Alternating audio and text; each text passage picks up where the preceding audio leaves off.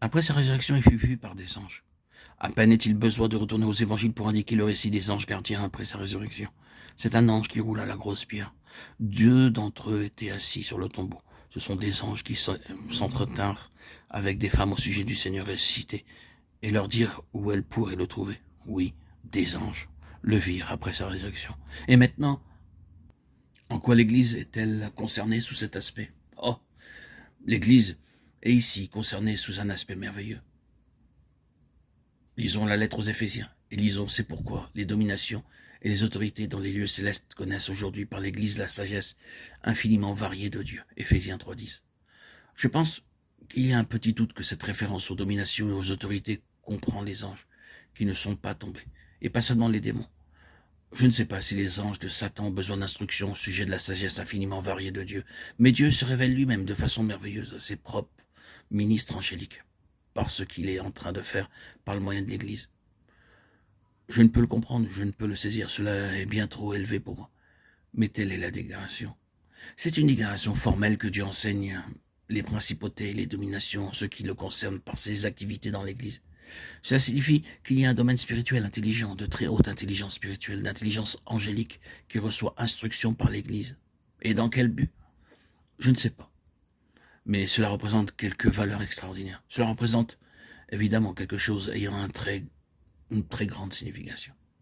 Cela peut nous paraître très souvent une piètre consolation dans des temps de souffrance, d'épreuves, d'adversité, de rude pression de la part de Satan d'entendre, alors que nous ne comprenons rien de tout ce qui nous arrive, que Dieu est en train d'instruire les anges, et que les dominations et les autorités tirent bénéfice de tout cela.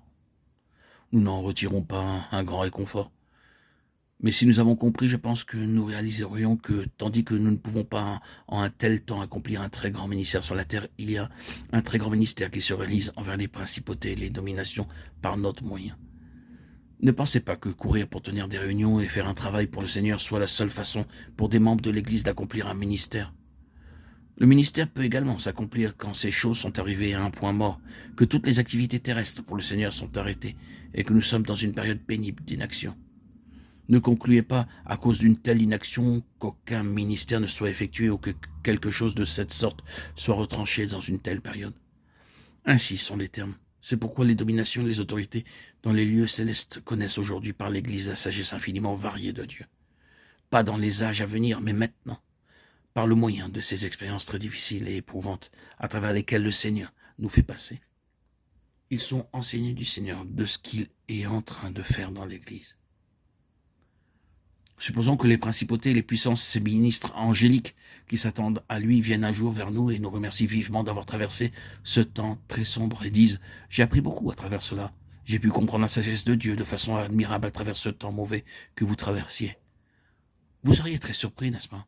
Vous diriez « Eh bien, je n'aurais jamais imaginé que quelque chose puisse sortir de cela. Je pensais que tout était stérile et que rien du tout ne pourrait en sortir. » Ce ministre angélique dirait « Oh, vous vous trompiez fortement. J'ai reçu beaucoup de bénédictions à travers ce temps fâcheux. » Ce n'est pas un essor de l'imagination, c'est sûr. C'est ce qui ressort effectivement d'une telle déclaration. Il y a un ministère que remplit l'Église, qui est toujours à part des estrades et des réunions et de toutes sortes d'activités que nous avons ici parmi les hommes. Il y a un ministère puissant qui se répercute et atteint les bords de l'univers.